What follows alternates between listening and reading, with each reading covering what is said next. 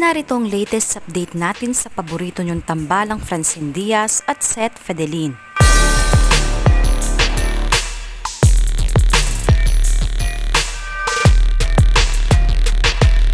Ilang beses nang nasabi ni Seth Fedelin sa mga interview na kung gaano nito inaalagaan ang tiwalang binigay sa kanya ng mga magulang ni Francine. Kaya naman makikita sa mga aksyon ni Seth Fedelin na kahit saan man on and off cam ay todo alaga itong si Seth kay Francine.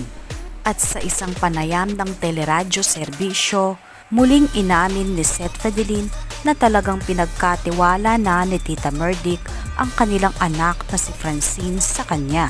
Pag-amin nito na hindi gagawa ng anumang bagay na ikakasira niya o ikakasira nila ni Francine sa publiko. Fans, Christmas message for Francine.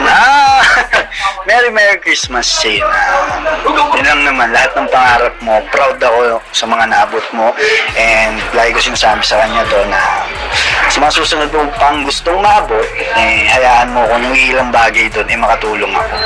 Hindi ko magagawa lahat, pero yung ilang bagay may ipapangako ko na makakatulong ako. Kaya yun lang, Merry Christmas din sa family ni Jean. Hello po sa inyo. Thanks for trusting me. Dagdag pa nito na magiging good boy raw parati ang isang Fedelin. And 2024, hindi ko ulit kayo hahayaan na may mangyari, and magiging good boy ako. Philip, thank you very much. Kaya mas lalong naghinala ang mga fans na baka pasado na raw si Seth sa mga magulang ni Francine. Ayon sa mga sagot nito, mukhang pinayagan ng manligaw sa totoong buhay si Seth.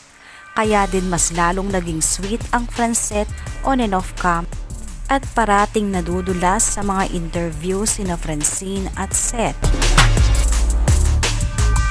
Don't you wish your girlfriend was hot like me? Was a freak like me? Don't you